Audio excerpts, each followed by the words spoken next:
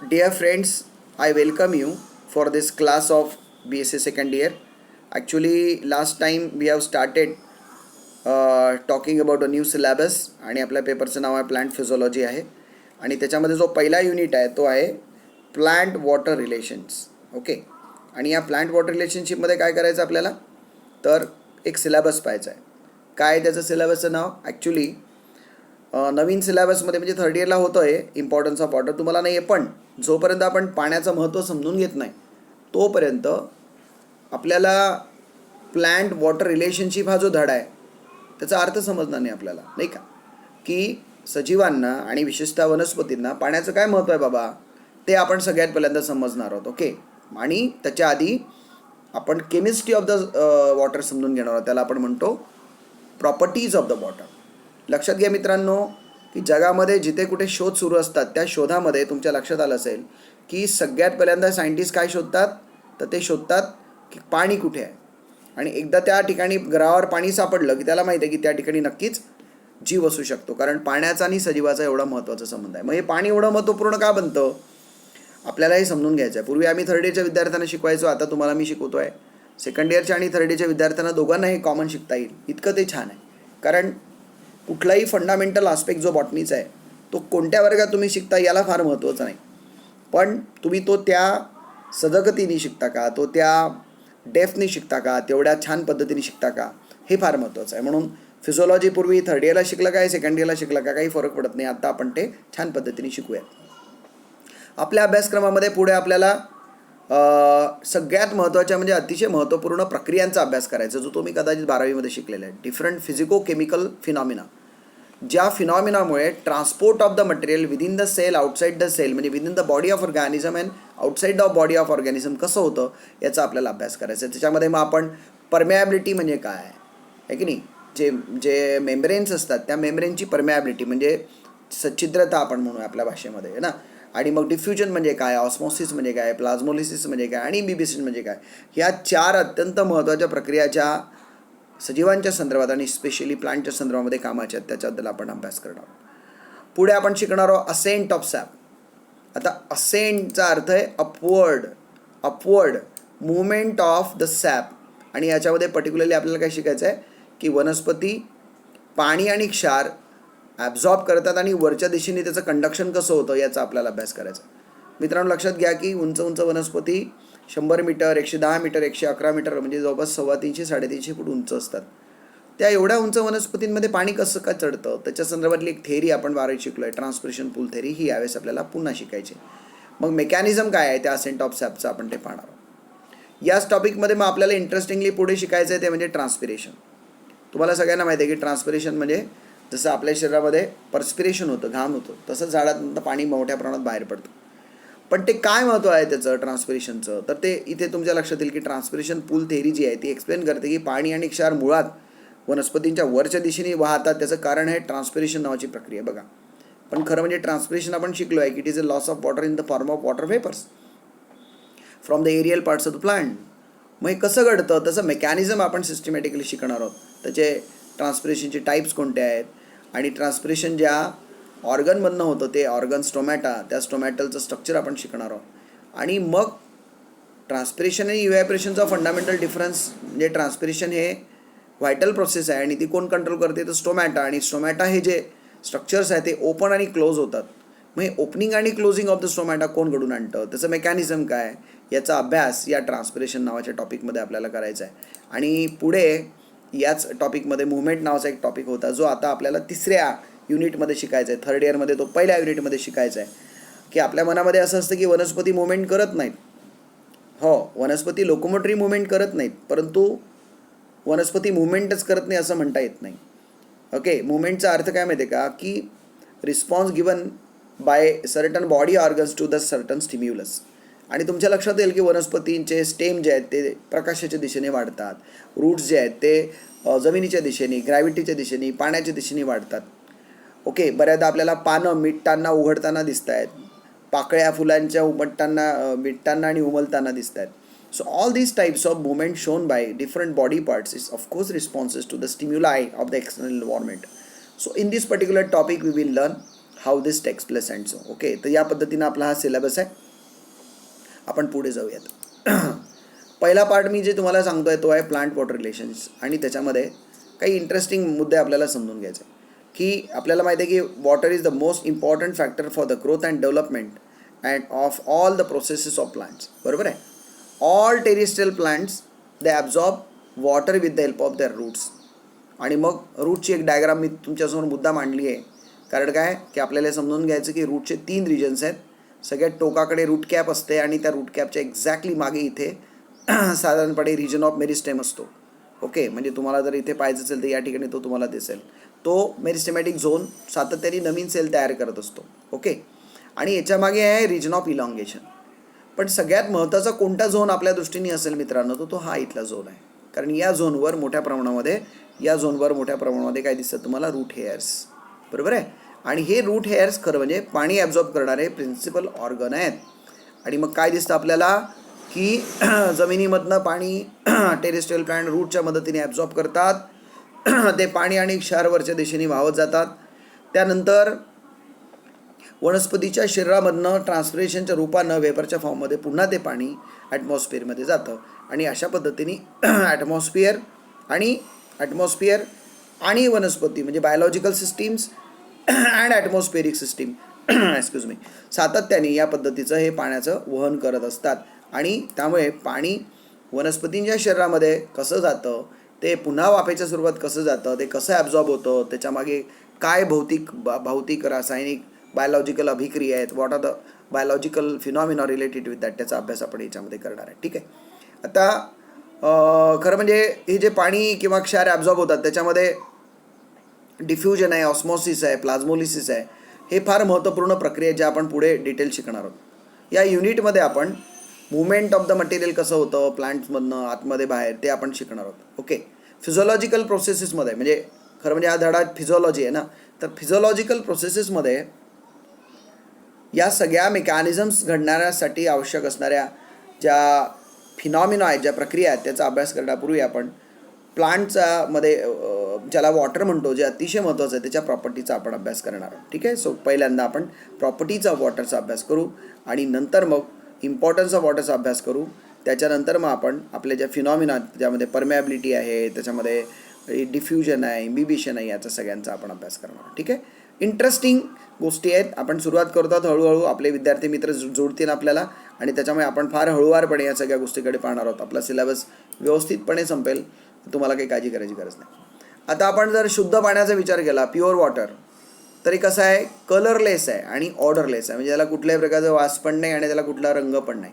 आणि त्याचं molecular weight 18 Dalton एवढं आहे. म्हणजे त्या मानाने तो मॉलिक्यूल छोटा आहे म्हणून त्याचं काही मॉलिक्युलर वेट जास्त नाही. पाण्याचा मेल्टिंग पॉईंट 0 डिग्री सेल्सिअस सगळ्यांना माहिती आहे. तर बॉइलिंग पॉईंट किती आहे, 100 डिग्री सेल्सिअस. म्हणजे 0 to 100 डिग्री सेल्सिअस हे तापमानाचा फार मोठा फरक आहे. आणि याच्यामुळे सुद्धा एक महत्त्वपूर्ण कॅरेक्टर्स त्या वॉटरचं होतं की तो स्टेबल अशा प्रकारचं सॉल्व्हेंट. जर आपण पाण्याच्या डेन्सिटीचा विचार केला तर फार इंटरेस्टिंग आहे. हां, बोला. बरं, एक मिनिट. हो, एक मिनिट चालू करू. सो आपण जर इंटरेस्टिंग प्रॉपर्टीज पाण्याच्या पाहिल्या तर फार इंटरेस्टिंग आहेत. की पाण्याची प्रॉपर्टी डेन्सिटी पाण्याची, म्हणजे जेव्हा ते 4 डिग्री सेल्सिअसला पाणी जातं म्हणजे त्यानंतर ते लगेच बर्फ होणार आहे, तेव्हा त्याची हायएस्ट असते. पण तो 4 डिग्रीहून ते खाली गेलं आणि त्याचा बर्फ झाला की त्याची डेन्सिटी कमी होते. म्हणजे काय इंटरेस्टिंग आहे बघा, है ना. त्यामुळे density of the water is highest at 4 degree Celsius. आता 2-3 महत्त्वाचे मुद्दे मी तुम्हाला सांगणार, त्याकडे लक्ष द्या. The specific heat of water is higher than other, म्हणजे अमोनिया सोडलं तर other liquid due to the presence of hydrogen bond between the water molecule. आता ही स्पेसिफिक हीट काय आहे, the heat required to increase the temperature of water by 1 degree Celsius आणि it is very high 4186. आता फार मजेदार character आहे की पाण्याचं तापमान समजा आपण 100 ml किंवा 1 ml ऑफ वॉटर घेतलं तर त्याचं तापमान 1 डिग्री सेल्सिअसनी वाढवण्यासाठी लागणारी हीट त्याला म्हणतात हीट स्पेसिफिक हीट. आता या प्रचंड असल्यामुळे म्हणजे बघा, specific heat of water 1 calorie per gram, म्हणजे पर ग्राम वॉटरचं तापमान 1 कॅलरीने वाढण्यासाठी लागणारी एकूण ऊर्जा. आता या स्पेसिफिक हीट खूप जास्त असल्यामुळे water is able to absorb a lot of heat without raising the temperature of the body considerably. किती महत्त्वाचं कॅरेक्टर बघा. आणि या हीट ऑफ स्पेसिफिसिटी असल्यामुळे पाणी लवकर गरम होत नाही, आपल्या भाषेत सांगायचं म्हणजे. आणि त्यामुळे पर्टिक्युलरली स्पेशली प्लांटच्या बाबतीमध्ये when the atmospheric temperature increases and goes up to 45 degrees Celsius, the temperature of the body of plant does not increase considerably. It is due to the higher specific heat of water. Because of that, it absorbs tremendous amount of heat to raise little amount of temperature, and therefore temperature regulation in organism, especially in the plant, it is possible due to this property of water. Okay. त्यानंतर अजून एक property आहे, त्याला आपण म्हणतो latent heat of व्हेपरायझेशन. ते सुद्धा higher आहे. आणि मग हे लॅटंट हीट काय आहे? Latent heat is the energy required. हां, काय झालं? दिसतंय का? बरं बरं पुन्हा मागे जाऊयात आपण. हां, एक मिनटं. हां, पुन्हा मागे जातो मी, काही काळजी नाही. ह्या PPT प्रेझेंट करताना पुन्हा आता जवळपास 24 विद्यार्थी आले आहेत. सगळ्यांनी आपलं हे लिहा रे बाबा. मध्ये मध्ये ती का जाते प्रेझेंट स्क्रीन? मला अच्छा ते माझं बोट लागतं म्हणून जात असेल. ठीक आहे, हरकत नाही. आता बघा दिसते का? हां, काळजी नाही करायची. हां,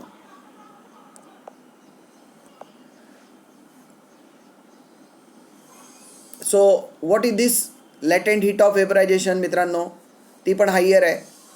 लॅटेंट heat is the energy required to convert liquid water into gas. म्हणजे पाण्याचं रूपांतर गॅसमध्ये करण्यासाठी पाण्याला लागणारी ऊर्जा. The latent heat of fusion ती सुद्धा हाय आहे, त्याला पण भरपूर पाणी म्हणजे ऊर्जा लागते. Okay. Latent heat of fusion or melting is the energy required to convert unit mass of solid म्हणजे बर्फ to a liquid at a constant temperature. It is called as latent heat of fusion. आता the latent heat value of what is very high as compare to other liquid, and therefore to melt 1 gram of ice at 0 degrees Celsius require 80 calories of energy. बघून घ्या, एवढी प्रचंड ऊर्जा बरं का त्या बर्फाला वितळवण्यासाठी लागते. म्हणजे थोडक्यात आपल्या भाषेत सांगायचं काय तर पाणी मोठ्या प्रमाणामध्ये स्वतःमध्ये हीट सामावून घेतं आणि हे करत असताना त्याचं स्वतःचं तापमान मात्र फार जास्त वाढत नाही. आणि त्याच्याचमुळे सजीवांचं जगणं पॉसिबल होतं, कुलिंग पॉसिबल होतं. आणि इथे एक चित्र मी दाखवलं आहे तुमच्यासमोर. दिसतंय का हे चित्र? हे चित्र दिसतंय का?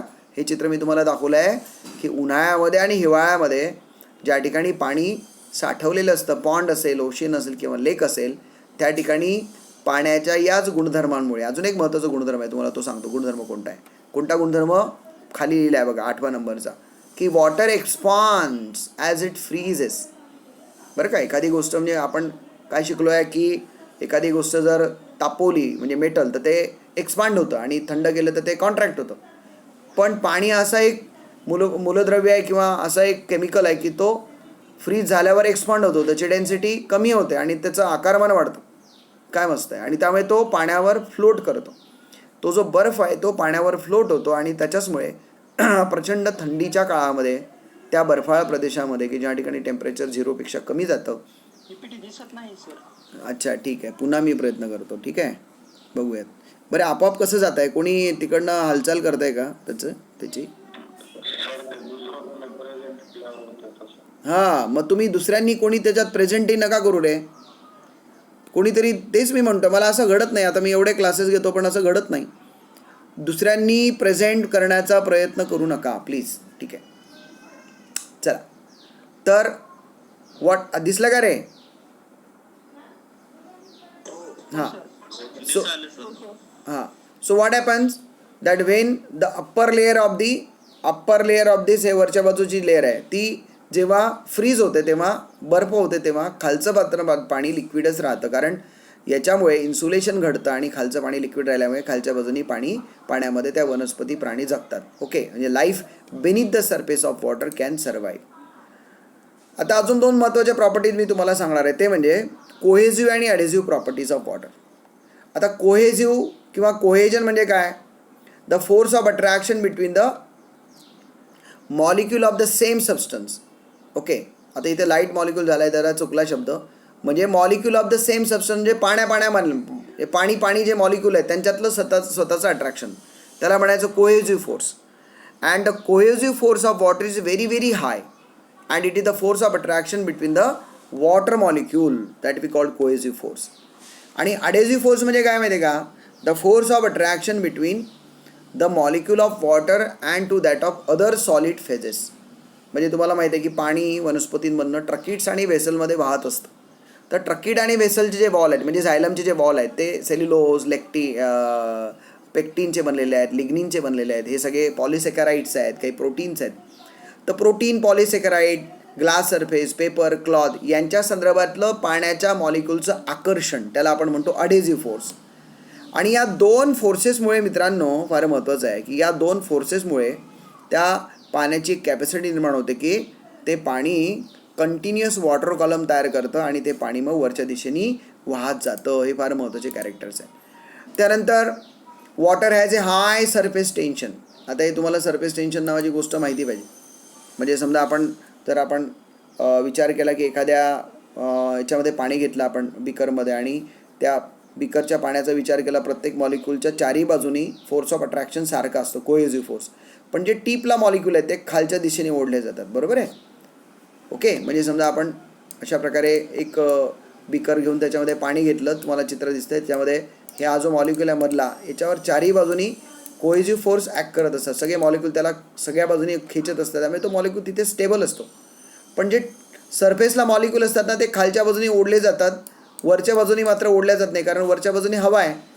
त्यामुळे molecule of the air do not have that force of attraction between the molecule.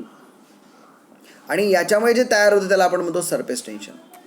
The water molecule at the air water interface, म्हणजे एअर आणि वॉटर इंटरफेस, ही जी इंटरफेस इथे तयार झाली आहे, they are continuously being pulled down in to liquid due to cohesion that to the gas space on the other side of the surface.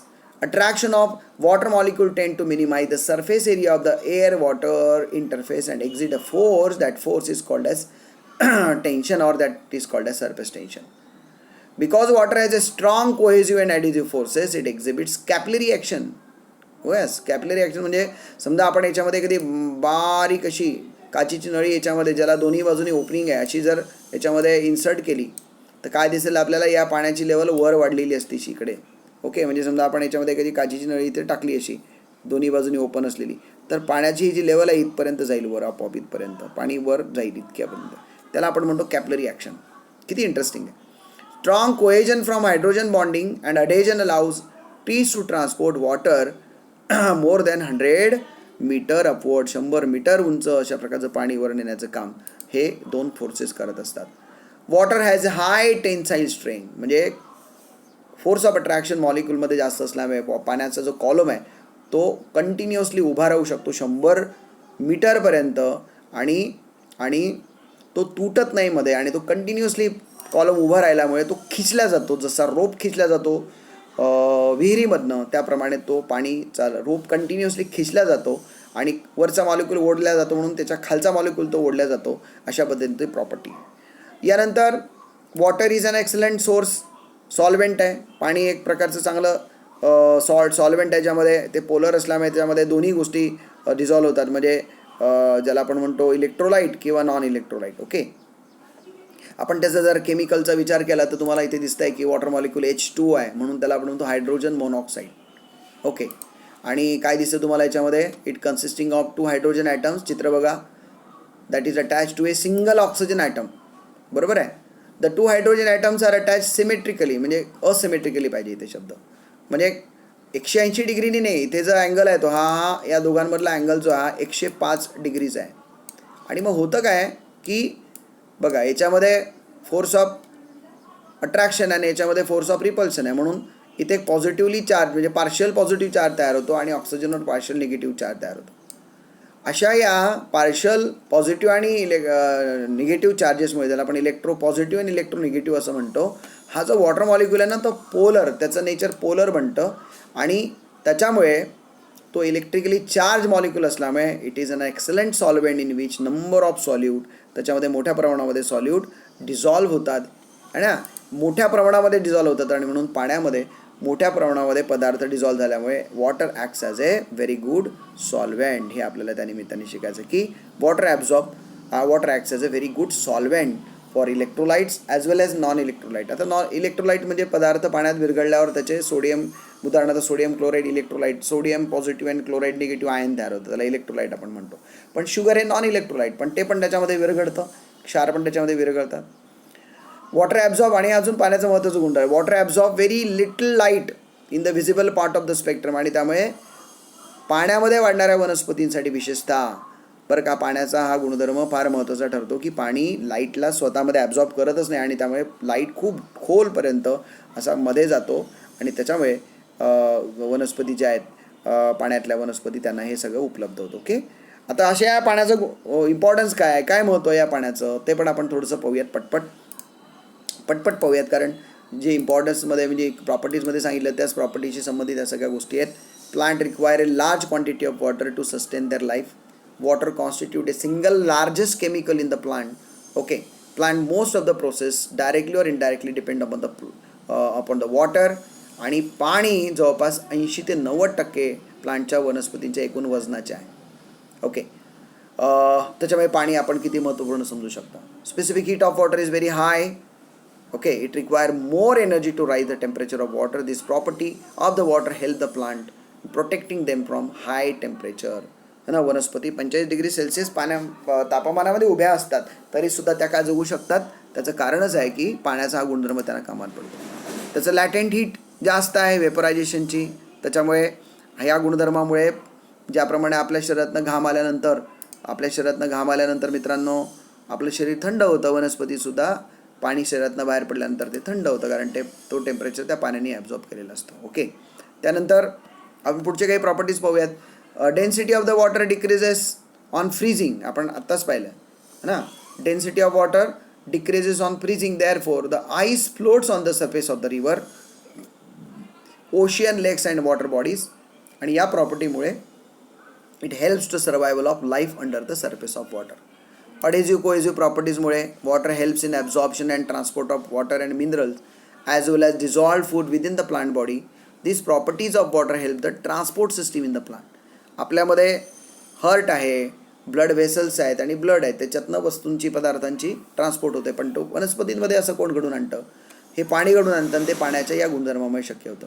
High surface tension of the water is responsible for transpiration pull. म्हणजे पाणी जे वरच्या बाजूने ओढल्या जातं ते ओढण्याचं काम, म्हणजे पाण्यातला जेव्हा आपण एखादा दोर वर ओढतो तेव्हा त्याचा फोर्स आपण वर वापरतो, पण तो खालच्या बाजूने बकेट ओढली जाते. त्याचं कारण मध्ये जो दोर असतो त्या दोरातले सगळे जे फायबर्स असतात एकमेकांमध्ये ओढत असतात, इथे वॉटर मॉलिक्युल एकमेकांना ओढत असतात आणि म्हणून सरफेस टेन्शन असेल, कोएझिव्ह ॲडेझिव्ह फोर्सेस असतील, या सगळ्या गोष्टी त्या पाण्याच्या एकूण पाणी वर चढण्यासाठी मदत करत असतात. वॉटर पोलर असल्यामुळे एक्सलंट सॉल्व्हेंट आहे आणि त्याच्यामध्ये सगळ्या प्रकारचे पदार्थ डिझॉल्व झालेले असतात आणि त्याच्यामुळे जे पदार्थांचे म्हणजे मॉलिक्युल्स किंवा साल्ट किंवा शुगर किंवा जे सगळे पदार्थ आहेत ते विरघळलेल्या फॉर्ममध्ये एका सेलमधून दुसऱ्या सेलमध्ये किंवा सेलच्या सेलमध्ये इकडून तिकडे जाऊ शकतात. म्हणजे इंट्रासेल्युलर आणि intercellular movement of the molecule is possible due to this property of water. त्याशिवाय काय अजून दुसऱ्या प्रॉपर्टीज आहेत, फार इंटरेस्टिंग आहेत. कोणत्या आहेत? Most of the biochemical reaction like hydrolysis, hydration, dehydration that takes place using the water in the cell. Okay, आता उदाहरणार्थ शुगरचं रूपांतर, सुक्रोजचं रूपांतर ग्लुकोज फ्रुक्टोजमध्ये करायचं तर त्याला पाणीच जोडावं लागतं आहे ना, म्हणून अशा प्रकारचे कॅरेक्टर असतील. त्यानंतर water is use as a raw material for photosynthesis. आपण शिकलो आहे फोटोसिंथेसिसची reaction CO2 plus water gives rise to carbohydrates, आहे की नाही. म्हणून फोटोसिंथेसिसमध्ये पाणी काय म्हणू आपण त्याला सबस्ट्रेट म्हणून वापरलं जातं आणि त्यातनं oxygen is liberated as a photosynthetic by product. Water control the temperature of the plant body by transpiration process. मी तुम्हाला आता सांगितलं. Water dissolve the minerals of the soil and helps in the absorption of mineral. मित्रांनो लक्षात घ्या, minerals किंवा जे जमिनीमधनं घ्यायचे मूलद्रव्य आहेत वनस्पतींना ते पाण्याशिवाय घेता येत नाही, कारण ते पाण्यामध्ये विरघळल्यानंतर ते आयोनिक फॉर्ममध्ये रूपांतरित होतात आणि त्यानंतरच ते ॲब्झॉर्ब होतात. ओके, त्यानंतर सगळ्यात महत्त्वाचं म्हणजे पाणी वनस्पतींमध्ये टर्गर प्रेशर मेंटेन करण्यासाठी मदत करतं. याच्या आधी आपण शिकलो की प्लांट सेलमध्ये मोठ्या प्रमाणामध्ये व्हॅक्यूल असतात आणि त्या व्हॅक्यूलमध्ये सॅप स्टोअर असतं. खरं म्हणजे सॅप म्हणजे काय, ते एक प्रकारचं आपण असं म्हणू की solution that content water along with the salt, dissolved sugars and other substances in it.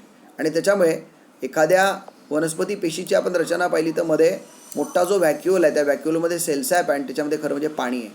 आणि या पाण्यामुळे त्या वनस्पतीची पेशी आहे ना ती फुल्ली टर्जिड म्हणजे फुगलेली असते. आणि ती ताठर झाल्यामुळे ताठर झाल्यामुळे त्या झाडाचे सगळे ऑर्गन ताठर बनतात आणि स्केलेटन सिस्टीमचं काम ते करत असते. Okay. Turgor pressure is essential for other physiological process like cell movement, stomatal movement, diurnal movement म्हणजे दिवस आणि रात्री होणाऱ्या मुवमेंट, पानांच्या उघडझाप, फ्लावरचं ओपनिंग आणि क्लोजिंग, अन्न ट्रान्सलोट करण्याची प्रक्रिया आहे की नाही. आणि स्वतःची जी सेलची शेप आहे तो ताठर शेल आणि germination of the seed, emergence of the seedling या सगळ्या गोष्टीसुद्धा त्या पाण्याच्या त्याच गुणधर्मावर अवलंबून आहेत. ओके. त्याशिवाय मग इतर अजून दुसरे कुठले प्रॉपर्टीज आहेत पाण्याचे तर when water enter in the cell it create hydrostatic pressure.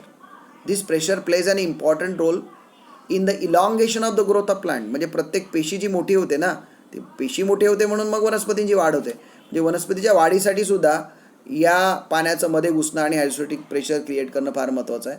Water helps to carry out fertilisation in lower plant म्हणजे ब्रायफाईट आहेत, अल्गी आहेत किंवा इवन टेरडोफाईट आहे. त्याच्यामध्ये पाण्याची प्रचंड गरज आहे, त्याशिवाय फर्टिलायझेशन पूर्ण होत नाही.